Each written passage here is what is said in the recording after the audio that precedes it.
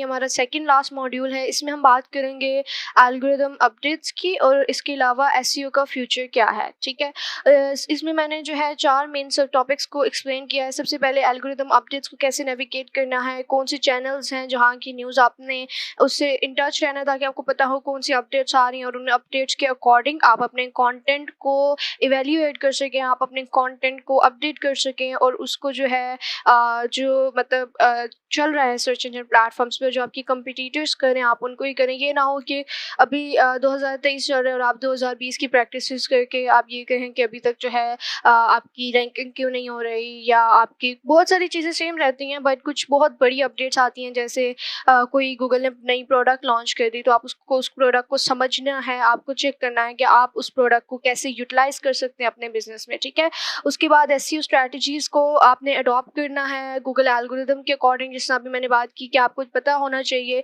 कि कौन से अपडेट्स आ रही हैं और उन अपडेट्स के अकॉर्डिंग आपने अपना कंटेंट ऑप्टिमाइज करना है। ठीक है, उसके बाद आ जाता है आपने वॉइस सर्च और मोबाइल फर्स्ट इंडेक्सिंग करनी है। वॉइस सर्च हो गया। अब लोकली कुछ लोग होते हैं कि जो कि अपनी लैंग्वेज के में ही सर्च कर रहे होते हैं, तो ये बेसिकली लोकल सर्च में आ जाती है ये चीज़, लोकल सर्च इंजन में। ठीक है, आपको देखना है कि हर ज़ुबान के अकॉर्डिंग आप जो आपकी मेनली जो आपका कंटेंट है वो जिस ऑडियंस को पहुंच रहा है, मे बी वो अपनी जो उनकी फर्स्ट हैंड लैंग्वेज है वो उसमें सर्च इन कर रहे हो। अगर वो उसमें सर्च करें तो क्या आपका कंटेंट उनको विजिबल है। उसके बाद मोबाइल फर्स्ट इंडेक्सिंग, इसमें वही पेज स्पीड और डिटेल्स आ जाएंगी। ठीक है, उसके बाद हम एक्सप्लोर करेंगे जो इमर्जिंग ट्रेंड्स हैं, जिसका एआई हो गया, विजुअल सर्च हो गया। इसमें अब जिस तरह चैट जीपीटी जो है लॉन्च हुआ था, उसके बाद आपको पता होगा कि गूगल का भी एआई टूल लॉन्च हुआ था जो कि बहुत बुरी तरह से फेल हो गया। तो इसी तरह जब आपको ट्रेंड्स का पता होगा तो आप उनसे कीप अप कर सकेंगे, आपको पता होगा मार्केट में क्या चल रहा है। आप ये नहीं कहेंगे कि ओके मे बी अब जो है चीज़ें बहुत मुश्किल हो गई और अब हमें मार्केट से निकल आना चाहिए, अब हम इसको इसके साथ लेके नहीं चल सकते। ठीक है, तो अब हम सबसे पहली चीज़ से स्टार्ट करते हैं। अच्छा, इसमें हमारे पास जो सबसे पहले टॉपिक आ गया है वो नेविगेटिंग गूगल एल्गोरिदम अपडेट्स है। इसमें सबसे पहले नंबर पे हम समझेंगे कि आपने एल्गोरिदम के अपडेट्स को समझना कैसे, आपको कैसे पता चलेगा एल्गोरिदम की नई अपडेट आई है। तो बेसिकली ये होता है कि बहुत सारी रिसोर्सेज हैं, इनमें से एक मैं आपके साथ शेयर करूँगी जो कि गूगल के अपने प्रोडक्ट पेज पे अपडेट्स आती हैं। क्योंकि जब गूगल लॉन्च हुआ था ना, ठीक है, बैक इन 1998 जब गूगल का नाम दिया गया था, या उससे पहले अगर देखा जाए आई थिंक 1995 में लॉन्च हुआ था, तो तभी सारी चीज़ें नहीं आ गई थी। उसकी जो प्रोडक्ट्स हैं लाइक जीमेल हो गया वो बाद में लॉन्च हुआ था। उसके बाद लेट्स से गूगल ड्राइव है वो बाद में लॉन्च हुई थी। फिर अगर एल्गोरिदम की बात करें तो सर्च जो है सर्च इंजन पेजेस वो बाद में इंट्रोड्यूस किए गए थे। गूगल कंसोल बाद में जो है वो इंट्रोड्यूस होता है। सारे जितने भी गूगल के प्रोडक्ट्स आप यूज़ करते हैं, ठीक है, वो सारी आहिस्ता आहिस्ता लॉन्च की गई थी। ऐसे ही नहीं था कि बस गूगल बन गया और उसकी सारी प्रोडक्ट्स भी बन गया। ठीक है, तो जो बेसिकली गूगल की जो फ्रीक्वेंट अपडेट्स होती हैं ना, वो बेसिकली इसलिए होती हैं कि यूज़र के एक्सपीरियंस को बेहतर बनाया जा सके। गूगल मार्केट ट्रेंड्स के अकॉर्डिंग चलता है। जैसा आपने ये मेक श्योर करना है कि जो आपकी ऑडियंस है उनको एक्यूरेट डेटा मिल रहा है, उनको एक्यूरेट उनकी सर्च मिल रही है, तो आप ऑब्वियसली बहुत सारी चीज़ें इंट्रोड्यूस कराएंगे कंपटीशन के अकॉर्डिंग, ताकि आपकी ऑडियंस को वो सब चीज़ें प्रोवाइड की जा सकें। ठीक है, इसी तरह गूगल ने भी वक्त की डिमांड के साथ साथ, वक्त की रिक्वायरमेंट के साथ साथ बहुत सारी मल्टीपल प्रोडक्ट्स लॉन्च किए हैं। अब अगर आप जो ऑलरेडी प्रोडक्ट्स हैं आप उन्हीं के साथ चलते रहें और आप नए ट्रेंड्स का नहीं पता करेंगे तो ऑब्वियसली आप पीछे रह जाएंगे। ठीक है, क्योंकि बहुत ज़्यादा इवॉल्व हो रहे हैं। इवन सिर्फ अगस्त के महीने में आई थिंक 4 से 5 लॉन्च आई हैं जो कि एल्गोरिदम से रिलेटेड थी। ठीक है, उसके बाद आ जाता है इम्पैक्ट क्या पड़ता है रैंकिंग का। जैसे ही गूगल की एल्गोरिदम चेंज होता है, एल्गोरिदम की नई अपडेट्स आती हैं, तो गूगल आइडेंटिफाई करता है कि चलें अब पहले तो हम मे बी कीवर्ड्स की बेस पे रिसर्च रिजल्ट्स दे रहे थे, अब हम मेनली यूज़र इंटेंट की बेस पे देंगे। ठीक है, तो अब यही है कि इवेल्युएट करता है कि रिजल्ट्स किस में ज़्यादा जनरेट हो रहे हैं, किस में ऑडियंस ज़्यादा खुश है, उसके अकॉर्डिंग उस चीज़ को जो है एक प्रॉपर अपडेट में लॉन्च कर देता है। इसमें मैं आपको कुछ एल्गोरिदम के सोर्सेज बताती हूँ कि आपको कैसे पता चलेगा कौन सी अपडेट आ रही है, आपने कितना कीप अप रखना है उनके साथ। तो अब चलते हैं उसकी तरफ। ये बेसिकली आप देख सकते हैं, मैंने पेज ओपन किया है जहाँ पे मल्टीपल अपडेट्स आपको दिख रही होंगी। ठीक है, ये बेसिकली status.search.google.com की प्रोडक्ट्स में आप जाएंगे तो आपको गूगल एल्गोरिदम से रिलेटेड उसका दिख जाएंगी डिटेल्स। तो 2023 में जो लॉन्च हुई हैं वो यहाँ पे आपके पास है। बहुत सारी सोर्सेज आप जस्ट जाके लिख लीजिएगा गूगल गूगल एल्गोरिदम अपडेट्स और आपके पास मल्टीपल रिसोर्सेज आ जाएंगे जहाँ से आपको जो लेटेस्ट जो है क्वेरीज हैं और जो लेटेस्ट अपडेट्स हैं वो आपको शो होंगी। लेकिन इसमें एक चीज़ का ख्याल रखना है कि जो अपडेट्स हों वो कंफर्म्ड अपडेट्स हों। बहुत सारे पेजेस, बहुत सारी ब्लॉगिंग साइट्स हैं जहाँ से लोग अपना डेटा लिख रहे होते हैं और उनके आगे आपको एक कंफर्म्ड और अनकन्फर्म का ऑप्शन दिखेगा। कंफर्म का मतलब है कि जो गूगल की ऑफिशियल साइट है उस पे कंफर्मेशन हो चुकी है इस डेटा की और आप इसको अप्लाई कर सकते हैं। अब यहाँ पे अगर आप रीड करें तो सबसे पहले नंबर पे उसकी जो कोर अपडेट है, जब भी अपडेट लॉन्च होती है ना तो फिर एक दफ़ा जितने भी पेजेस गूगल पे हैं उन सब की इंडेक्सिंग दोबारा होती है, उनकी रीवैल्यूएशन होती है, उनको रीअसाइन होते हैं पेजेस।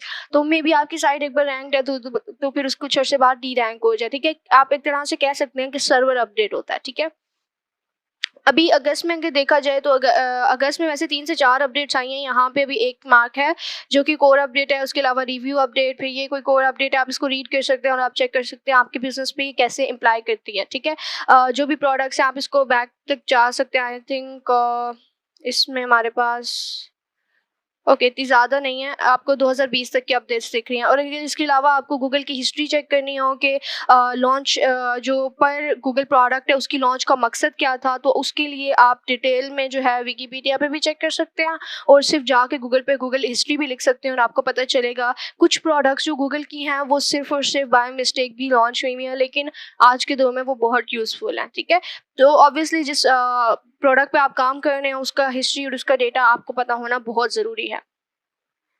अच्छा, बेसिकली ये जो पूरा कोर्स है ना, ये जो लेटेस्ट अपडेट्स हैं उनके अकॉर्डिंग और बेसिक से एक्सपर्ट तक लेवल का है। तो आप जब इन चीज़ों को समझेंगे तो आपको ऑब्वियसली समझ आ जाएगा कि अभी जो चीज़ें हम सीख रहे हैं वो एक लॉन्ग टर्म इम्पैक्ट रखती हैं। जब से स्टार्ट से लेके अब तक उन चीज़ों का इस्तेमाल होता आ रहा है। ठीक है, जैसे कीवर्ड्स हो गए, कंपैटिटर एनालिसिस हो गई, ट्रैफिक एक्विजिशन हो गई, ये जितनी भी चीज़ें हैं ना इनको अभी तक इनकी इंपॉर्टेंस उतनी ही है। ठीक है, अब हम बात करते हैं adopting SEO strategies to algorithm changes.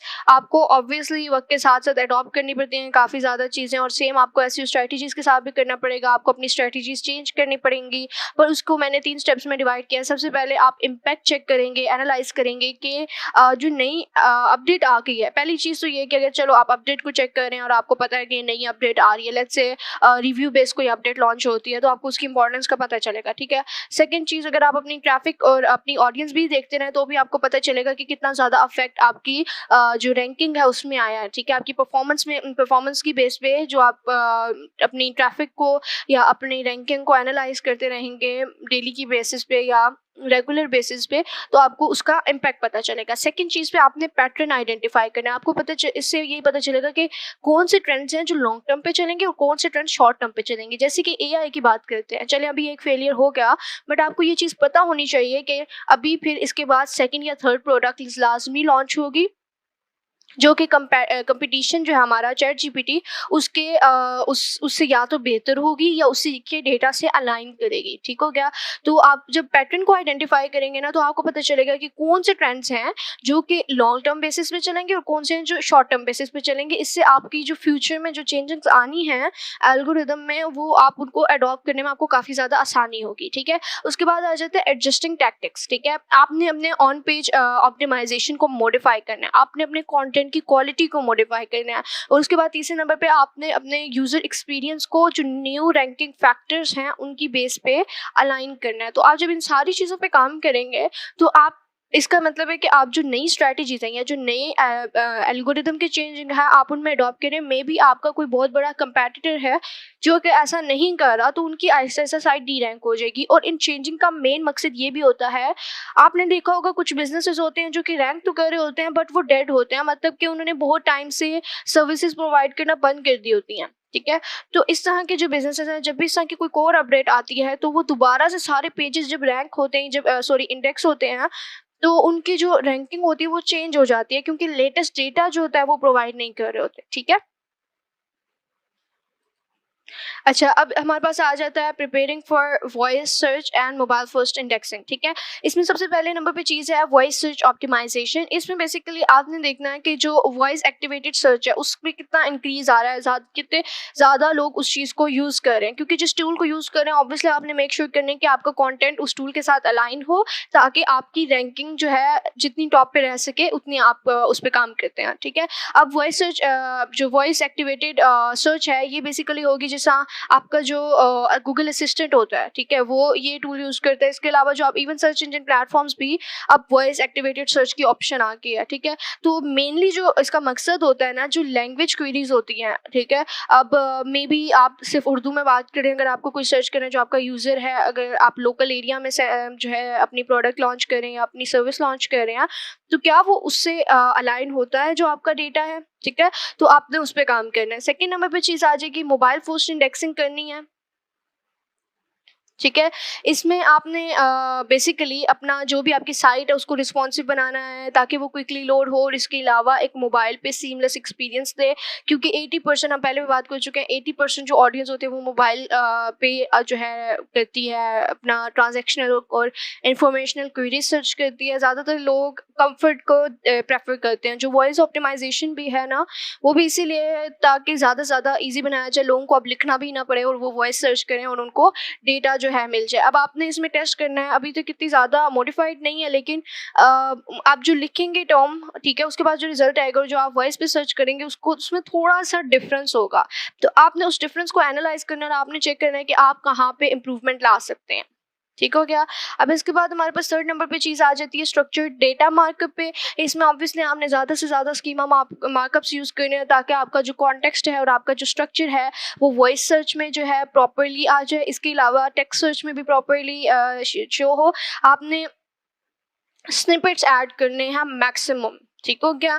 इसमें हम पहले भी बात कर चुके हैं, जब आप कोई भी सर्च करते हैं तो जो आपका एल्गोरिदम है वो आपकी वीडियो या आपके कंटेंट को रीड आउट नहीं कर सकता, आपकी वीडियो पूरी नहीं देख सकता, ये नहीं देख सकता कि आपका कंटेंट किस जो है नोयत का है। तो इसकी वजह से हम उसमें बैकएंड पे डालते हैं, स्कीमा मार्कअप्स डालते हैं, ओके। उससे फिर ये होता है कि आपका जो कंटेंट की नोयत होती है वो डिफाइन हो जाती है। और दूसरे नंबर पे जब आप स्निपेट्स ऐड करते हैं तो उससे आपकी रैंकिंग में हेल्प मिलती है। सर्च इंजन को पता होगा कि ओके इसमें गए रिव्यूज़ भी अच्छे हैं, वो रीड कर सकते हैं आपके स्निपेट्स, और आपका जो यूज़र होगा उसको भी देखने में समझ आ जाती है ओके इसकी साइट पे मेटा डिस्क्रिप्शन के साथ और मेटा टाइटल के साथ कुछ और चीज़ भी ऐड ऑन हुई हुई है, जिससे पहली नज़र में आपकी बिजनेस की ज़्यादा डिटेल्स शो होती हैं, ठीक है, और वो टू द पॉइंट होंगी। तो इस वजह से आपकी जो क्लिक थ्रू रेट होता है उसके इंक्रीज के चांसेस हैं। अब हमारे पास आ जाता है exploring emerging trends in SEO. आपको एसईओ में देखना है कि कौन कौन सी चीज़ें जो हैं हमारे पास रैंक कर रही हैं, जैसे कि एआई हो गई, विजुअल सर्च हो गया, और इसके अलावा आप अभी भी बहुत सारी और चीज़ें हैं वो ऐड ऑन होंगी। हम एआई से अगर बात करें या मशीन लर्निंग की बात करें तो आपको ये देखना है कि आर्टिफिशियल इंटेलिजेंस क्या रोल प्ले कर रही है एल्गोरिदम्स में, ठीक है, और उसका कितना ज़्यादा इम्पैक्ट है। अब यहाँ पर मैं एक छोटी सी एग्जाम्पल आपको दूंगी। जिस तरह आप लेट्स से आप फाइवर यूज़ करते हैं, ठीक है। अब फाइवर का जितना भी अब डेटा है ना वो एआई पे एआई उसमें ऐड ऑन हो रही है और वो इन्हांस हो रहा है। पहले में भी मैनुअली आपकी जो गिग्स थी वो आइडेंटिफाई होती थी, या लेट्स से बहुत सारे लोग कहते हैं आप रिफ्रेशर एक्सटेंशन लगा लें, ठीक है। अब अगर आप वो एक्सटेंशन लगाते हैं तो फाइवर को कैसे पता चलेगा कि वो एक्सटेंशन आपने लगाई है? तो वो एक एआई मॉडल यूज़ कर रहा है जिसकी वजह से आपकी गिग पे अगर एक्सटेंशन यूज़ हो रही है तो जो ट्रिगर है वो आपके बैकएंड पे, आपकी प्रोफाइल के बैकएंड जो डेटा है उसमें जाएगा, और वहाँ से आपकी प्रोफाइल के डी रैंक होने के या आपकी प्रोफाइल के वायलेशन के चांसेस इंक्रीज हो जाते हैं, ठीक है। बहुत सारी चीज़ें जो आपकी डिवाइस जो आपकी एआई या मशीन लर्निंग है वो कर रही है, उनको इन्हांस कर रही है, लेकिन आपको पता भी नहीं है। लेट्स से जो आपका गूगल है या आपकी जो मोबाइल डिवाइसेस हैं उनमें एक रिकॉर्डिंग सॉफ्टवेयर है, ठीक है। आपकी लाइफ में जो भी हो रहा है वो रिकॉर्ड हो रहा है। लेट्स से इसके बाद बात करते हैं फेसबुक के आ जाते हैं। फेसबुक के पास आपका बहुत ज़्यादा डेटा है, ठीक है। आपके घर के एड्रेस से लेके आपका जो बिजली का बिल तक है वो उस तक का डेटा फेसबुक के पास है, क्योंकि आपने खुद जब ऐप आप बनाते हैं ना, आप जब ऐप को लॉग इन करते हैं तो जो पूरा आपके पास पॉलिसीज आती हैं, अगर आप कभी उनको पढ़े ना तो उसमें आपको इस चीज़ का पता चलेगा, और फिर आप एक्सेप्ट करके उसको आगे चले जाते हैं। जो आप डेटा, जो चीज़ें आप एक्सेप्ट कर रहे होते हैं वो आप अपनी इन्फॉर्मेशन दे रहे होते हैं उस सॉफ्टवेयर को, ठीक है, और वो सॉफ्टवेयर वो इन्फॉर्मेशन लेता है, ठीक है। आप उसको फ्री में दे रहे हैं क्योंकि आप फेसबुक फ्री में यूज़ कर रहे हैं, और वो इन्फॉर्मेशन लेके उनको दो पर्पसेस के लिए यूज़ करता है। एक तो वो अपना एल्गोरिदम को इन्हांस करने के लिए यूज़ करता है, ठीक है, और दूसरे नंबर पे वो डेटा सेल करने के लिए भी यूज़ करता है। जो बड़ी कंपनीज होती हैं जो स्टार्ट कर रही होती हैं उन्हें अपना यूज़र की जो है जर्नी चेक करनी होती है कि हमारा कितनी अमाउंट ऑफ यूज़र इस एरिया से हमारे उस प्रोडक्ट में इंटरेस्टेड होगा, ठीक है? तो वो सारी जो चीज़ें होती हैं उसमें फिर बहुत बड़ी कंपनीज़ जैसे मेटा हो गई, ये अपना डेटा सेल आउट भी करते हैं बहुत ज़्यादा एक्सपेंसिव अमाउंट में, ठीक है? जो आपका नेम हो गया, आपका एड्रेस हो गया, आपका फ़ोन नंबर, बेसिक ये 3 चीज़ें होती हैं। इसके अलावा आप कह लें थ्रेड्स जिस तरह एक नई ऐप आई, ठीक है? उसकी उसमें तो इवन आपकी जो ब्राउज़िंग हिस्ट्री जो कि एक बहुत ही ज़्यादा कॉन्फिडेंशियल चीज़ है, ठीक है? इसके अलावा इससे पहले जहाँ तक अभी तक हमारे नॉलेज में है, इससे पहले आपकी ब्राउज़िंग हिस्ट्री नहीं ट्रैक हो रही थी। आपकी ब्राउज़िंग की हिस्ट्री सिर्फ़ गूगल ये जो प्लेटफ़ॉर्म है उसी तक थी, और वही हिस्ट्री जो है, अब जो वो हिस्ट्री थी वहीं से डेटा एनालाइज़ होके आपके मेटा तक जाता था, ठीक है? जो गूगल और मेटा के बीच का भी रिलेशन है उसमें फिर ये होता है, जो आपको एड्स होते हैं वो आपको बहुत ज़्यादा मॉनिटर्ड एड दिखते थे। लेकिन उसके बाद फिर बात आ गई, फेसबुक ने जब रिकॉर्डिंग सॉफ्टवेयर्स ऐड ऑन करना शुरू कर दिया अपनी ऐप्स में, तो उससे फिर जो भी आप लेट्स से आप बात करते हैं, अपने घर में बात करें कि आपको ये चीज़ चाहिए, आपने उसको चीज़ को एड्स में देखना शुरू कर दिया। तो ये सारा बहुत कॉम्प्लेक्स सिस्टम है। लेकिन जब से थ्रेड्स आ गया, थ्रेड्स ऐप में ये होता है कि जो आपकी ब्राउजिंग डेटा जितना भी है अभी हम थोड़ा सा टॉपिक से हट रहे हैं, लेकिन ये एआई मशीन लर्निंग के लिए बहुत ज़रूरी है। जितना भी आपका डेटा आ गया, आपकी जो ब्राउजिंग हिस्ट्री है वो एक बेसिकली पैटर्न आइडेंटिफाई करता है कि एक जो लेट्स से 10 लोग हैं, 10 लोग किस पैटर्न पे क्या चीज़ सर्च करते हैं। हो सकता है कोई बहुत ही डिटेल सर्च करता हो सकता है कोई 1 और 2 टर्म सर्च करता हो। तो वो सारे जो डेटा है वो फीड होता है एआई को, और इससे एआई स्ट्रांग बनती है। ना तो एआई सिर्फ और सिर्फ इसमें लेट्स से ह्यूमन रिप्लेस कर सकती है, अभी ये एक बहुत ही लेंथी टॉपिक है जिसमें हम आएंगे। ले दूसरा, वो ह्यूमन के पैटर्न को अडॉप्ट कर सकती है कि डेली रूटीन में 24/7 ह्यूमन क्या चीज़ सर्च कर रहा है, क्या पैटर्न है, और उसके अलावा कितनी स्पेंडिंग है, कौन से टॉपिक में ज़्यादा इंटरेस्टेड है, और ये सारा जितना भी डेटा है ये जा रहा है थ्रेड्स के पास फ्री में, ठीक है? और उसके बाद ऑब्वियसली उस डेटा, और थ्रेड्स मेटा की ऐप है तो वो उस डेटा को यूटिलाइज करके अपने एड्स को और ज़्यादा स्ट्रॉन्ग बना सकते हैं और अपनी एड की मार्केट को इंक्रीज़ कर सकते हैं। बट इंक्रीज़ के बजाय अभी रिसेंट बहुत ज़्यादा मेटा की मार्केट में डिक्रीज आया, ठीक है? अब हम बात करते हैं, अब आपने बेसिकली ये सारी बात थी जो ट्रेंड्स के साथ अगर आप रहेंगे ना, आपको पता होगा क्या चीज़ हाई जा रही है मार्केट में, क्या चीज़ लो जा रही है। आप जब आर्टिफिशियल इंटेलिजेंस का रोल को आपको पता होगा ना, सर्च एल्गोरिदम्स में, कि अगर कोई सर्च कर रहा है तो इसमें एआई क्या रोल अदा करे। एआई को डेटा पता है, एआई के पास सारी इन्फॉर्मेशन है जो कि आज तक आपने किसी भी प्लेटफॉर्म पे सर्च किया, वो उससे रिलेटेड आपको डेटा प्रोवाइड करता है, आपको आपका आंसर प्रोवाइड करता है, ठीक है? उसके बाद आप उसका इम्पैक्ट चेक करते हैं, सर्च रैंकिंग पे कितना है, यूजर इंटेंट पे कितना है, ठीक है? पहले हो सकता है आपको इतनी ज़्यादा डिटेल्ड आंसर ना मिलता हो, आपको मल्टीपल सर्चेस करनी पड़ती हो, पर अब आप एक सर्च करते हैं और आपके पास असिस्टेंट आ जाता है जो कि आपको हेल्प आउट कर देता है आपकी सर्च के थ्रू। तो बहुत ज़्यादा अडॉप्ट किया जा सकता है एआई के थ्रू, और बहुत ज़्यादा आपकी जर्नी को आसान बनाया जा सकता है। उसके बाद आ जाता है हमारे पास विजुअल सर्च ऑप्टिमाइजेशन। इसमें हम बात करेंगे कि विजुअल सर्च कितनी ज़्यादा इन्हांस हो रही है। इसमें ना 2 चीज़ें आ जाती हैं। एक तो गूगल पे आपने देखा होगा गूगल इमेज की ऑप्शन, ठीक है? गूगल इमेज सर्च है, आप अपनी इमेज डालते हैं और उससे रेलेवेंट इमेजेस आपके पास आ जाती हैं। आपने उसकी इंपॉर्टेंस देखनी है। आपने अपनी जितनी भी इमेजेस हैं आपको उनको इमेजेस में भी रैंक करना है, जिसकी हमने पहले बात की थी कि आप आल्ट टेक्स्ट जो होता है वो अपनी इमेजेस के बैक भी डालना है, और दूसरी चीज़ आपने जियो टैगिंग करनी है उसकी। ये जब 2 चीज़ें कर लेंगे तो आपकी विजुअल सर्च ऑप्टिमाइजेशन हो जाएगी, ठीक है? तीसरे नंबर पे हम बात करते हैं यूज़र एक्सपीरियंस की, और उसकी जो वेब वाइटल कोर्स हैं उनकी बात करते हैं। आपने अपने यूज़र एक्सपीरियंस की जो मैट्रिक्स है उन पे आपने फोकस करना है, जैसा कि पेज स्पीड होगी, इंटरैक्टिविटी होगी और विजुअल स्टेबिलिटी होगी। इससे क्या होगा, जो कि आपकी रैंकिंग है वो इन्हांस होगी। ये चीज़ें हम पहले डिटेल में एक्सप्लेन कर चुके हैं कि कौन-कौन सी चीज़ें यूज़र एक्सपीरियंस को बेहतर बनाएँगी, और उनकी क्या-क्या मेन हमारे पास उसमें आ जाते हैं। हमारे पास आ जाता है कीवर्ड आ जाते हैं, कितनी रेलेवेंसी है, कितनी विजिबिलिटी है, फिर हमारे पास आ जाएगा यूज़र इंटेंट आ जाएगी। तो बहुत सारी चीज़ें आपने उनको मेक श्योर करना है। जब आपका यूज़र इंटेंट पूरा है, कीवर्ड विजिबिलिटी है, ये सारी चीज़ें जब एक प्रॉपर प्रैक्टिसेस में होंगी, तो चाहे जितने भी चेंजिंग्स आ जाएँ, कुछ लेवल तक आपकी सर्च इंजन ऑप्टिमाइज़्ड रहेगा, ठीक है? अच्छा, अब जो ये प्रैक्टिकल हमारे पास एक्सरसाइज आ गई हैं, बेसिकली हम अपने आखिरी मॉड्यूल पे आ गए हैं, जो कि practical exercises and case studies आ गया। पहले तो मैंने इस वीडियो के शुरू में कहा था कि हम प्रैक्टिकली करेंगे, और आहिस्ते आहिस्ते जितने भी टूल्स आए उनको हम प्रैक्टिकली साथ साथ यूज़ करते रहे हैं। तो अब आपको मैं इसमें कुछ बिजनेसेस की एग्जांपल दूंगी, और उन बिजनेसेस में बताऊंगी कि आप जितनी भी हमने प्रैक्टिसेस पढ़ी उनको आप कैसे यूटिलाइज कर सकते हैं, ठीक है? इसमें पहले नंबर पर हम बात करेंगे ऑन पेज ऑप्टिमाइजेशन को। आपने जो है कैसे किसी भी सैम्पल वेब पेज पे, या अपने फाइवर के प्लेटफॉर्म पे, या आप अपनी वेबसाइट पे कैसे इंप्लीमेंट करना है। उसके बाद हम बात करेंगे कीवर्ड रिसर्च, हम हाइपोथेटिकल बिजनेस के लिए करेंगे, हम ऑलरेडी एक बार कर चुके हैं लेकिन मैं आपको थोड़ा सा बताऊंगी कि उसको आपने ऐड ऑन कैसे करना है। फिर बैकलिंक प्रोफाइल को एनालाइज करेंगे, ये भी हम ऑलरेडी कर चुके हैं। और फिर हम देखेंगे कि आपने कोई भी आपका लोकल बिजनेस है उसको आपने कैसे ऑप्टिमाइज करना है, उसकी लोकल एसईओ को कैसे इंप्रूव करना है। और लास्ट में हम जो है create and promoting content for various channels. ठीक है, अब इस चीज़ को स्टार्ट करने से पहले आई थिंक हम अपने माइंड में कोई एक बिजनेस ले लेते हैं। ठीक है, एक बिजनेस जैसे हो गया फाइवर का। ठीक है, आपकी फाइवर का एक प्लेटफॉर्म आ गया जिस पे आप अपनी एसईओ करना चाह रहे हैं, आप अपनी रैंकिंग इंक्रीज करना चाह रहे हैं। उसके लिए कौन कौन सी प्रैक्टिसेस ज़रूरी होंगी। सेकंड नंबर पे एक आ गया जो कि एक स्मॉल वेबसाइट है लेकिन वो कॉमर्स वेबसाइट है जिसमें आपने अपनी प्रोडक्ट्स भी डाली हुई हैं और आप उसको पाकिस्तान में सेल कर रहे हैं। ये दो बिजनेसेस हैं जिनको हम माइंड में रख के अभी जितने भी टॉपिक्स हैं उनको हम एक्सप्लेन करेंगे। अब प्रैक्टिकल हम कुछ नहीं करेंगे क्योंकि हम ऑलरेडी वो चीज़ें ट्राई आउट करके आ चुके हैं वीडियो में। तो let's start from our first point.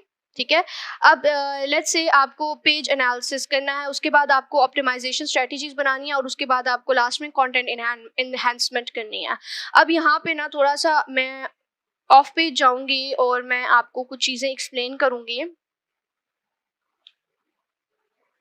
ठीक है, let's just stick to this page. ठीक है, अब लेट्स से अगर आपने एक फाइवर का प्लेटफॉर्म बनाया तो उसको सक्सेसफुल करने के लिए उसकी एसईओ कैसे आप करेंगे और आप उस पर कैसे ऑर्डर्स अपने इंक्रीज कर सकते हैं। क्योंकि ज़्यादा से ज़्यादा लोग जो कि वीडियो देख रहे होंगे वो एक अगर आप फ्रीलांसिंग कर रहे हैं या आप उसको एज अ पार्ट टाइम कर रहे हैं तो आप ये चीज़ सुने, वरना आप कुछ मिनट जो है स्किप करते हैं और आप नेक्स्ट पार्ट पे चले जाएं जो कि स्मॉल बिजनेस से रिलेटेड होगा।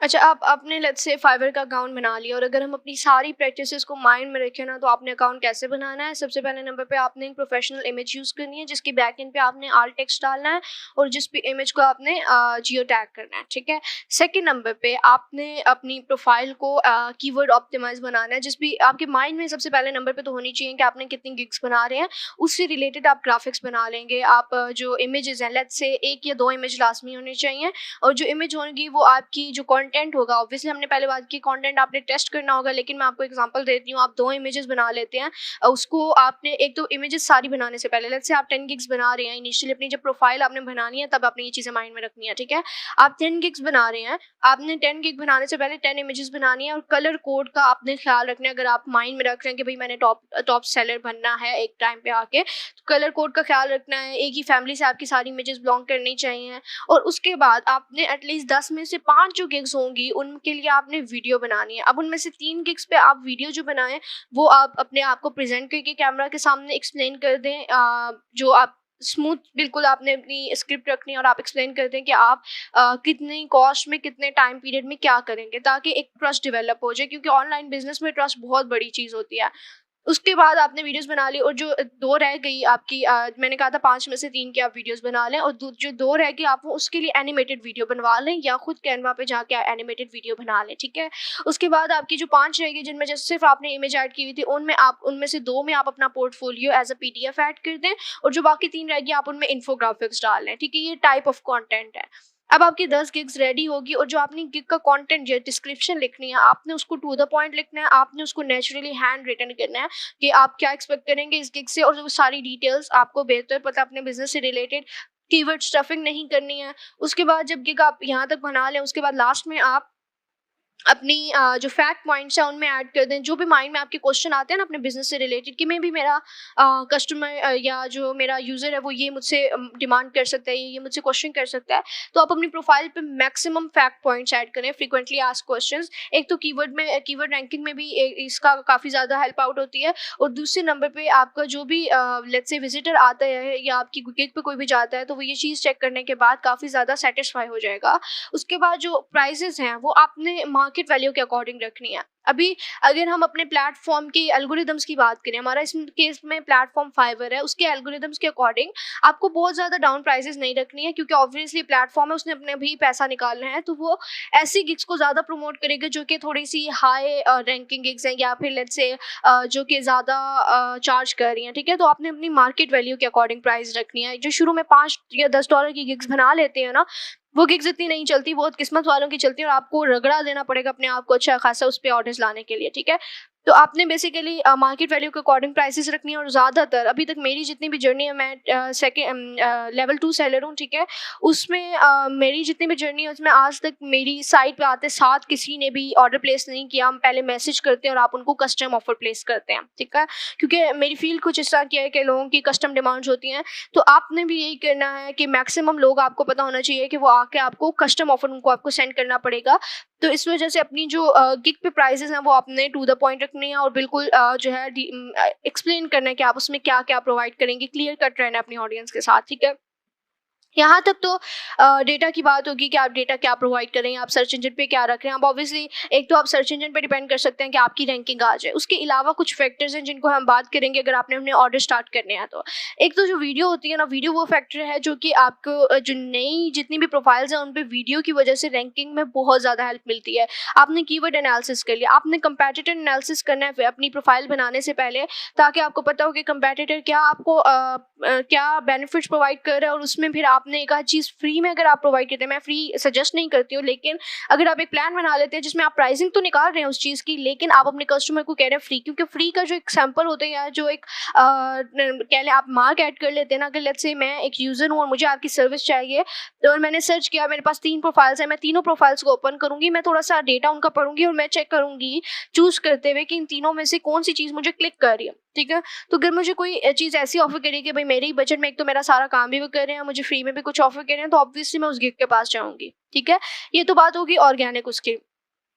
इसके अलावा अब आपने एक और जो चीज़ करनी है, जैसा मैंने पहले बोला कि आप सर्च इंजन ऑप्टिमाइज़ेशन पे जब भी आप करते हैं अपने बिज़नेस के लिए, तो आप एक प्लेटफ़ॉर्म पे रजिस्ट्री नहीं करेंगे। आप सिर्फ गूगल पे लिस्टिंग करके भूल नहीं जाएँगे कि भई गूगल ही मेरा सारा बिज़नेस लेके आएगा। अगर आप फ्रीलांसिंग कर रहे हैं, तो आप गूगल के ये फाइवर के अलावा अपवर्क, फ्रीलांसर.com जाके लेकिन 10 से 15 प्रोफाइल्स हैं जो कि पाकिस्तान में एलिजिबल हैं, जिन पे आप जो है अपनी प्रोफाइल्स बना सकते हैं। और अब आपने इस सारी प्रोफाइल्स बनाते हुए ना कीवर्ड्स का ख्याल रखना है। नेम अपना हर प्रोफाइल पे सेम रखना है, आपने अपनी डीपी हर प्रोफाइल पे सेम रखनी है। आपने ये नहीं है कि फाइवर के 3-4 अकाउंट बनाने हैं, फाइवर का सिर्फ एक अकाउंट बनाएं। पॉलिसीज़ को जो हैं उनको गो थ्रू करना बहुत ज़रूरी होता है। आपको पॉलिसीज़ को जब एक ए टू ज़ेड आप पढ़ेंगे, उनको फॉलो करेंगे, तो आपके अकाउंट्स रिस्ट्रिक्ट नहीं होंगे, ठीक है?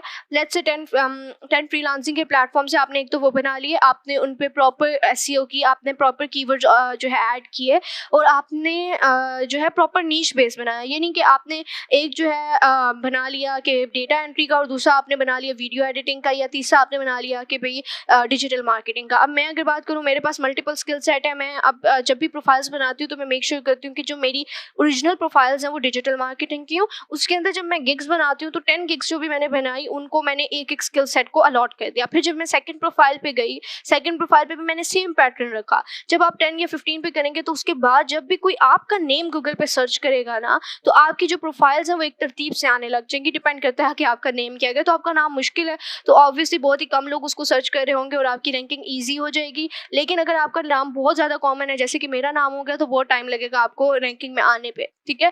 अपनी पर्सनल एसईओ करना भी बहुत ज़रूरी है आज के दौर में। आपकी लिंक्डइन प्रोफाइल आपके नाम के साथ ऑप्टिमाइज होनी चाहिए। कोई भी आपका नाम सर्च करता है तो आपकी जो है रैंकिंग में आपकी आनी चाहिए प्रोफाइल, ठीक है? उसके बाद लास्ट चीज़ आ गई, आप एक साइट बना सकते हैं। अब जो इसमें हमने बात की हुई है ना, वो बिल्कुल अभी अगर मैं इस पे थोड़ा-सा जाऊँ, जो कि मैंने इसमें ऐड किया था, वो मैंने बात की थी साइट बनाने की, ठीक है? अब अगर आप फ्रीलांसिंग जर्नी है तो उसमें भी आप साइट बनाएँ। अगर आप लेट्स से कि अगर आप सिर्फ एक स्मॉल बिज़नेस कर रहे हैं तो भी आपको साइट की ज़रूरत पड़ेगी, ठीक है? आप अपनी वन पेज वेबसाइट बना सकते हैं जिसमें आप अपना पोर्टफोलियो, अपनी सीवी ऐड कर सकते हैं, क्योंकि आजकल कोई भी सीवी लेके नहीं चलता, आपको अपडेट सीवी रखनी है। अब ये करने के लिए, एक बिल्कुल सिंपल सी साइट बनाने के लिए आपको 3-4 चीज़ों की ज़रूरत है। सबसे पहले आपको डोमेन की ज़रूरत है। अगर आप पर्सनल वेबसाइट बना रहे हैं तो आपने इस चीज़ का ख़्याल रखना है कि आप डोमेन अपने नीश से रिलेटेड लें, थोड़ी-सी शॉर्ट लें, और आपका जो भी कैटेगरी है, अगर इसको कोई सर्च करे तो सबसे पहले आपकी डोमेन आए, ठीक है? तो आपने डोमेन सिलेक्शन बहुत सोच समझ के करनी है। डोमेन के लिए जो मैं सजेस्ट करती हूँ वो नेम चीज़ या गोडैडी सजेस्ट करती हूँ। इसके अलावा आज तक मैंने जहाँ से भी डोमेन लिया है, मैंने लिटरली मैं पछताई हूँ इस चीज़ पे। तो अगर आप पर्सनली डोमेन बाय कर रहे हैं तो इनके पैकेजेस बहुत अच्छे हैं। गोडैडी का पैकेज बहुत अच्छा है अगर आप फर्स्ट टाइम बाय कर रहे हैं तो। उसके अलावा नेम चीप भी, मतलब इनकी सपोर्ट अच्छी है, आपको कभी भी कोई प्रॉब्लम नहीं होगा, क्योंकि टेक्निकल चीज़ों में सब मसला ये होता है कि आपको सपोर्ट प्रोवाइड नहीं हो रही होती है, ठीक है? सेकेंड नंबर पे एसएसएल। एसएसएल आप 1 ईयर का एसएसएल ले सकते हैं, जहाँ से भी आप डोमेन ले रहे हैं वो आपको उसी में डोमेन के साथ ऐड ऑन हो जाएगा।